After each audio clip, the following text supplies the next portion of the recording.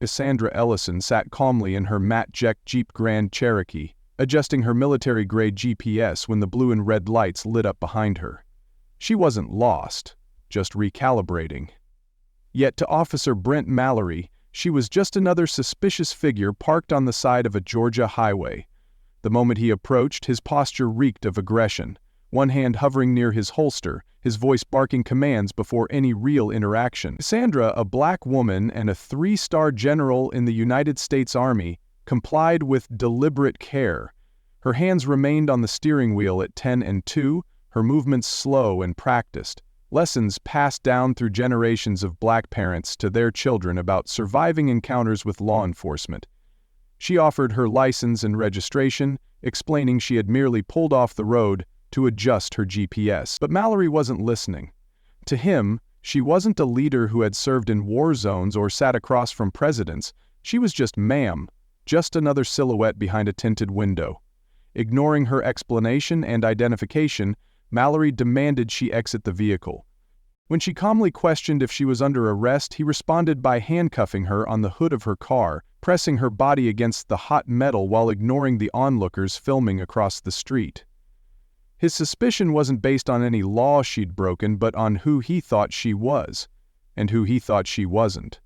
Her rank, her medals, her decades of service all meant nothing in that moment because of the color of her skin. To Mallory, she didn't belong. He assumed she was impersonating military personnel and dismissed her quiet authority with sneering disbelief. His mistake wasn't just procedural, it was emblematic of a deeper, systemic bias, the reflexive criminalization of black identity, even when it wears a decorated uniform. Cassandra didn't resist, didn't raise her voice. She understood something he didn't. That power isn't always loud. Sometimes, it's steady, patient, and waiting for the right moment to reveal itself. Despite being wrongly detained and humiliated on the side of a highway, General Cassandra Ellison remained remarkably composed. She didn't scream, argue, or lash out. Instead, she relied on the discipline, control, and mental clarity that years of military service had drilled into her. As Officer Mallory cuffed her and pressed her against the hood of her car, she breathed slowly, deliberately tapping her fingers in rhythm, a grounding technique used to regulate heart rate under pressure. Her strength didn't lie in shouting or resistance, but in restraint. Even as bystanders began recording the injustice unfolding, Cassandra understood that any wrong move could be misinterpreted, used against her, or turned into a justification for further escalation. She had faced war zones, political battles, and international crises, but in that moment, her challenge was different. Survive a confrontation at home without losing her dignity. She didn't need to prove her identity with force. She let the truth unfold in time. Her silence wasn't weakness, it was a form of power. She understood the weight of perception, and knew that her calmness would speak louder than confrontation ever could. Cassandra's self-control not only protected her, but also ensured that the story remained focused on the officer's misconduct, not on any potential outburst. By staying steady, she preserved her integrity and forced the world to confront an uncomfortable truth, that even a decorated general, if black and female, can be reduced to a suspect in seconds. In the face of injustice, Cassandra chose discipline over defiance, clarity over chaos. It wasn't fear that held her back, it was wisdom. Her ability to stay grounded under pressure was not only a testament to her leadership but a powerful counter-narrative to the assumptions that tried to define her. The moment Cassandra Ellison calmly stated her full name and rank, the entire trajectory of the traffic stop shifted. Until then, Officer Brent Mallory had treated her with the dismissiveness and suspicion often reserved for those society deems out of place. To him, she was just another black woman with tinted windows and a confident posture, surely not someone who belonged in a position of power. But when she spoke the words General Cassandra Ellison and requested someone contact Fort Mitchell Base Operations, the atmosphere grew electric. Her voice wasn't raised, but the name carried weight, history, and authority. Across the highway, Captain Miguel Herrera, who had been recording, froze in disbelief. He had recognized her bearing before he knew her name, and now everything clicked into place. The murmurs from onlookers turned into stunned silence as the gravity of Mallory's mistake became undeniable. Within minutes, a military helicopter hovered nearby, and a black government SUV pulled up. From it emerged Colonel Teresa Maddox, whose no-nonsense presence made it clear that this situation had reached the highest levels. Mallory, suddenly aware of the cameras, the badges, and the rank he had ignored, began to unravel. Teresa, after unlocking Cassandra's handcuffs herself, issued a sharp rebuke. He had detained a 3-star general without verifying her ID, violated federal statutes, and treated a decorated veteran with disrespect and unlawful aggression. The power dynamic flipped instantly, not because Cassandra raised her voice or resisted, but because the truth could no longer be denied. Mallory's assumption, rooted in bias, had blinded him to facts that were always in front of him. His authority crumbled in the face of real command. Cassandra didn't need to remind anyone of her worth. Her name did that for her. What followed was not just a personal redemption, but a public reckoning. Her identity wasn't just a title. It was a symbol of how dangerous assumptions can be. With one name, one phone call, and unwavering grace, she turned a moment of injustice into a national awakening. Her power had always been there. It just took the world a few painful minutes to recognize it. In the aftermath of the wrongful arrest, the consequences came swiftly. As video footage of the incident spread across the internet, the nation responded with a mixture of outrage and disbelief. A decorated 3-star general, humiliated on the side of a highway for doing nothing more than adjusting her GPS? This was not a mistake that could be swept under the rug. Officer Brent Mallory was summoned before Internal Affairs, where he sat stiffly, confronted by the evidence, videos, witness testimonies, and the heavy silence of Deputy Chief Alan Breyer, who made it clear that this incident was not going to be dismissed lightly. Despite Mallory's attempts to justify his actions, claiming she hadn't identified herself clearly, that he felt she was hiding something, the facts spoke louder. She had followed every instruction, she had not resisted, she had told him she was active duty. And still he had escalated the situation out of bias, suspicion, and a sense of unchecked authority. Across town, Cassandra Ellison sat in quiet reflection. She hadn't planned to make a statement, but the weight of public attention, the support, the protest signs that read, "She protected the country, but who protects her?" compelled her to act.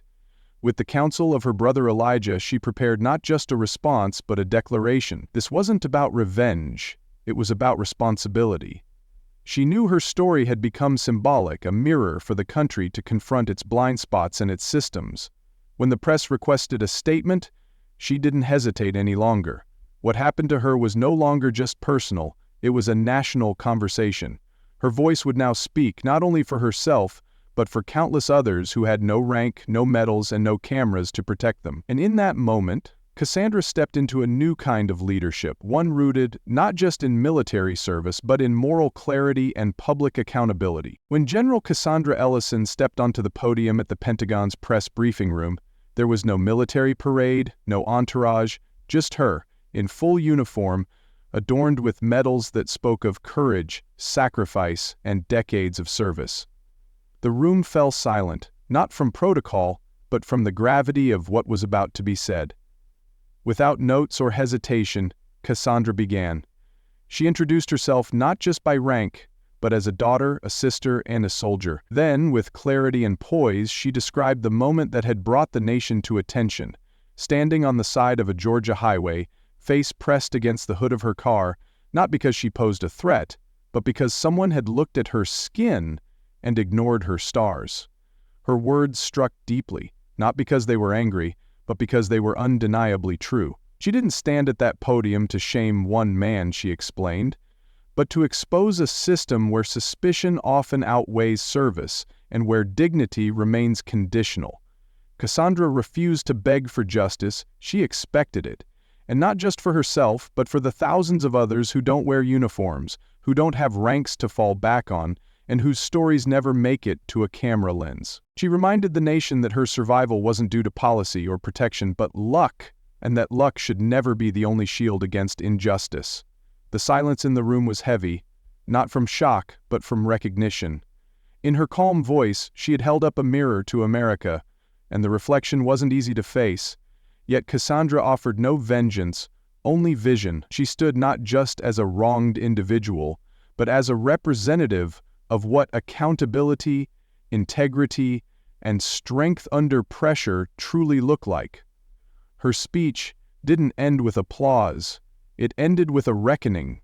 Outside, the crowd began to chant her name, not in celebration, but in solidarity. In that moment, General Cassandra Ellison became more than a high-ranking officer.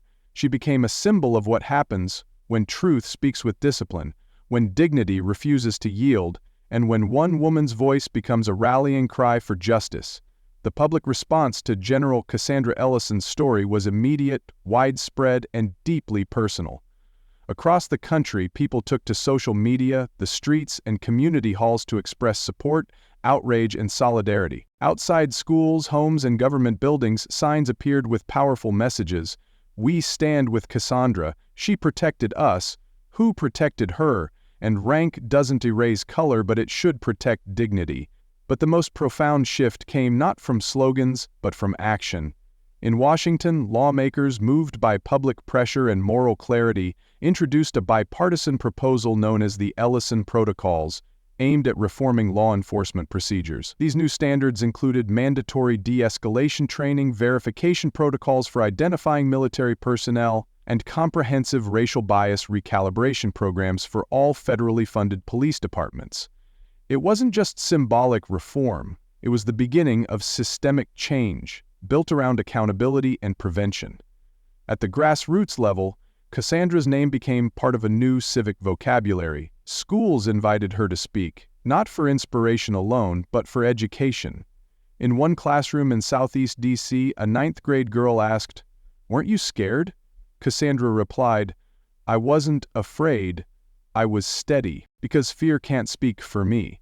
That moment rippled outward, reminding young people, especially Black and brown youth, that strength doesn't always roar. Sometimes it simply stands.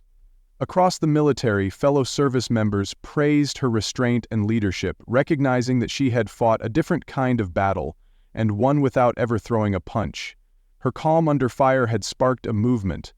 And while Cassandra never asked to be a symbol, she accepted the role because she understood that visibility brings responsibility.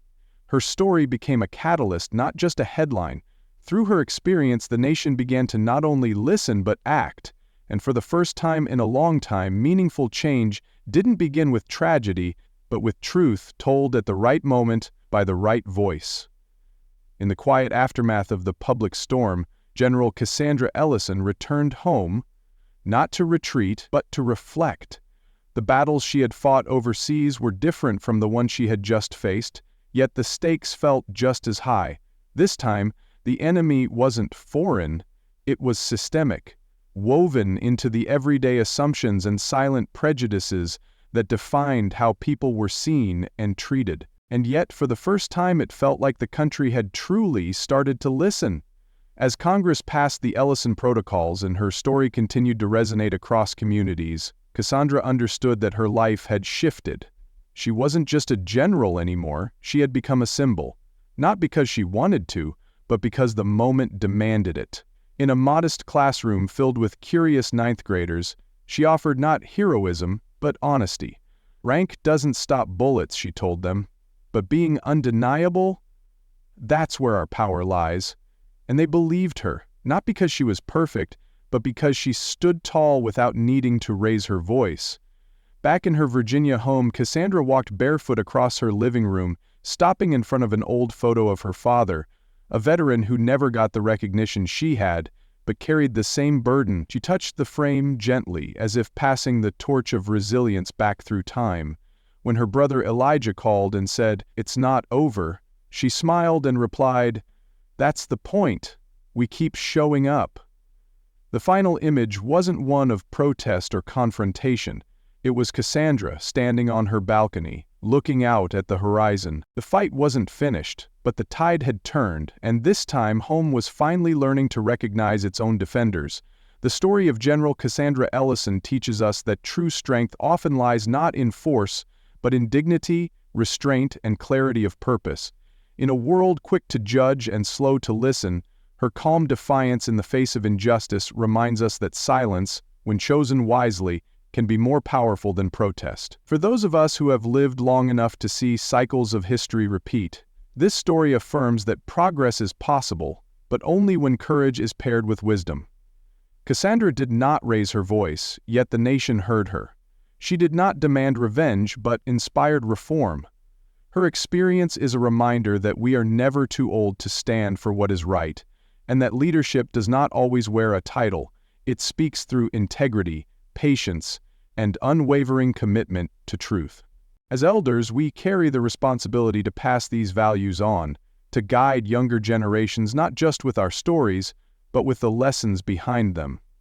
Because justice, respect, and human dignity are not ideals of the past, they are promises we must continue to fight for with steady hearts and clear minds, even in the quietest moments.